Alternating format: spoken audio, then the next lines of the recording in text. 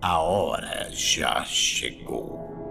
Execute a Ordem 66. 4 palavras que atravessaram a galáxia em questão de minutos. Generais foram abatidos por seus soldados, mestres foram traídos por seus aprendizes, um templo milenar foi invadido e uma era inteira acabou. Mas hoje eu não quero analisar a cena, mas sim o sistema. Porque talvez a Ordem 66 não tenha sido o fim. Talvez tenha sido um último movimento de um jogo que já estava decidido. E a pergunta que ninguém gosta de fazer é: a Ordem 66 foi um plano brilhante ou uma consequência inevitável? Fica até o final, porque essa resposta não é tão simples.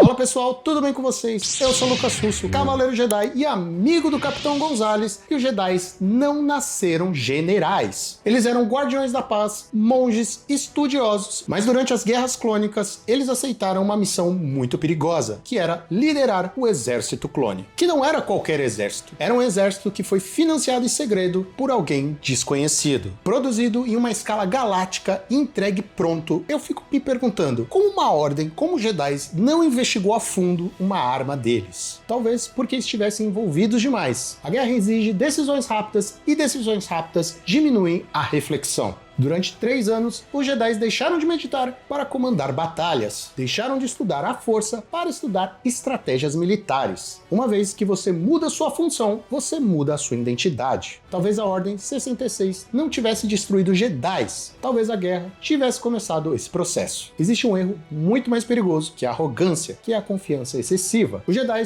confiavam na República, confiavam no Senado e confiavam na estrutura política. Mas a República já estava apodrecendo. Corrupção, interesses corporativos, planetas manipulados e, no centro de tudo, um homem aparentemente calmo. Palpatine não tomou o poder com violência, mas sim o ganhou legalmente. Ele acumulou poderes emergenciais, prolongou o próprio mandado, só que os Jedi perceberam tarde demais. E aí vai o ponto crítico. Quando os Jedi começaram a desconfiar de Palpatine, eles já estavam emaranhados no próprio jogo do chanceler. Quando Mace Windu vai confrontá-lo, aquilo não é estratégia, é desespero puro. E se você acha que o erro foi só militar, olha, eu vou te dizer que é muito mais profundo do que isso. Os Jedi acreditavam no equilíbrio, mas interpretavam isso como a ausência do lado sombrio. Talvez aí estivesse um grande erro deles. Eles reprimiam as emoções, eles reprimiam o medo, eles reprimiam a raiva, eles reprimiam o apego. Mas a galáxia estava em caos e a população estava com medo. E o medo é o terreno fértil para líderes autoritários. Palpatine assumiu o poder com uma proposta muito simples: ordem, estabilidade e segurança. E quando as pessoas estão com medo, elas trocam liberdade por segurança. Os Jedi defendiam princípios, mas Palpatine entregava soluções a curto prazo. Soluções venceram os princípios e a Ordem 66 foi brutal. E para muitos cidadãos comuns, aquilo foi o fim da guerra e o início de uma nova ordem. É desconfortável admitir isso, mas é exatamente isso que torna essa discussão tão bacana. Muitas pessoas chamam os clones de traidores, mas traição pressupõe uma escolha. Será que eles tiveram escolha? Os chips inibidores garantiam obediência absoluta. A Ordem 66 não foi um caos, ela foi um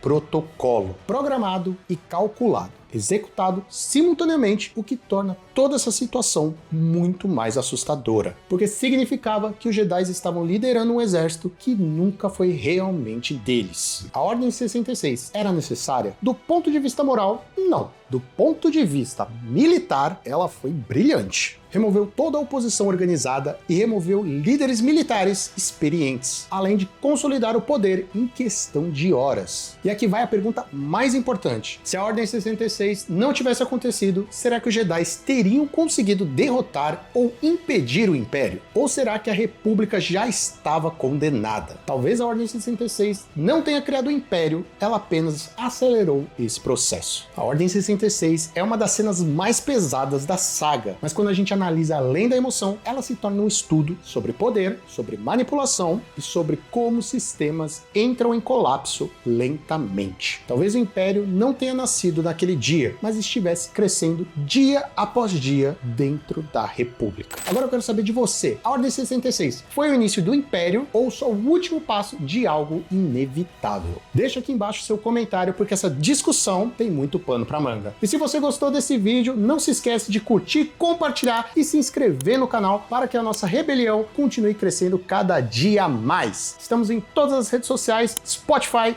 Instagram, aqui no YouTube e no seu agregador de podcast favorito. Vejo vocês na próxima transmissão e que a força esteja com vocês sempre.